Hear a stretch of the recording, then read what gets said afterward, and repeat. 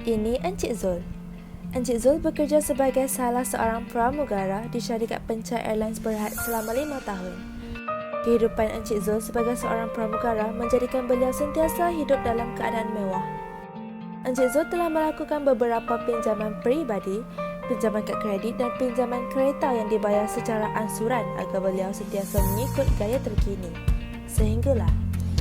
Dan untuk itu kerajaan memutuskan untuk melaksanakan Perintah Kawalan Pergerakan mulai 18 Mac 2020 di seluruh negara. Seramai 2,200 pekerja Pencai Airlines Berhad diberhentikan kerja susulan krisis COVID-19, termasuklah Encik Zul. Disebabkan penggunaan kad kredit yang tidak terkawal, bayaran ansuran dan tunggakan hutang perumahan, hutang peribadi dan hutang kenderaan kepada pihak bank semakin teruk. Encik Zul kemudiannya membuat pinjaman peribadi bagi membayar semula hutang. Namun kini, beliau menanggung komitmen kredit yang lebih tinggi. 6 bulan telah berlalu. Encik Zul telah berdepan hutang sebanyak RM50,000. Akhirnya, beliau diisytihar muflis. Beberapa tindakan undang-undang dikenakan kepada Encik Zul. Encik Zul yang telah diisytihar muflis dipantau di bawah pengawasan Ketua Pengarah Insolvensi KPI. KPI mentadbir semua aset Encik Zul dan mengendalikannya. Kesemua aset tersebut diletakkan di bawah pengendalian KPI. Encik Zul juga sudah tidak dibenarkan keluar negara tanpa kebenaran bertulis KPI atau sebelum mendapat perintah mahkamah. Beliau juga dilarang melakukan sebarang pengeluaran wang menggunakan kad bank sedia ada.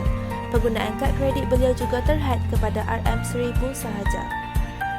Encik Zul mengaku bahawa beliau gagal menguruskan kewangan sehingga berdepan masalah bayaran ansuran pembiayaan kepada pihak bank yang seterusnya menyebabkan beliau diisytiharkan muflis. Jadi, apakah yang perlu dilakukan oleh Encik Zul?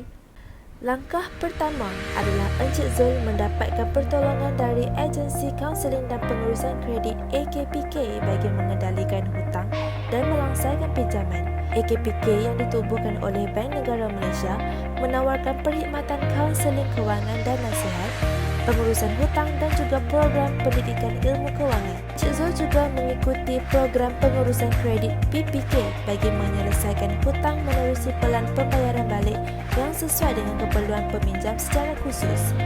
Menerusi program ini, AKPK menjadi pihak ketiga antara peminjam dan pihak bank bagi menyelesaikan pembayaran hutang beliau. Beliau hanya perlu menunjukkan secara jelas aktiviti kewangan beliau kepada pihak AKPK. Bagi melepaskan status muflis, pihak AKPK akan menilai kelayakan beliau dengan melihat tingkah laku, kedudukan kewangannya dan kemampuannya membayar hutang.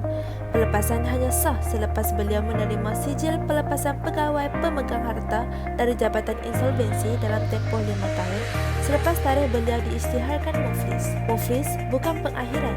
Muflis adalah permulaan. Ayuh, bangkit dari muflis.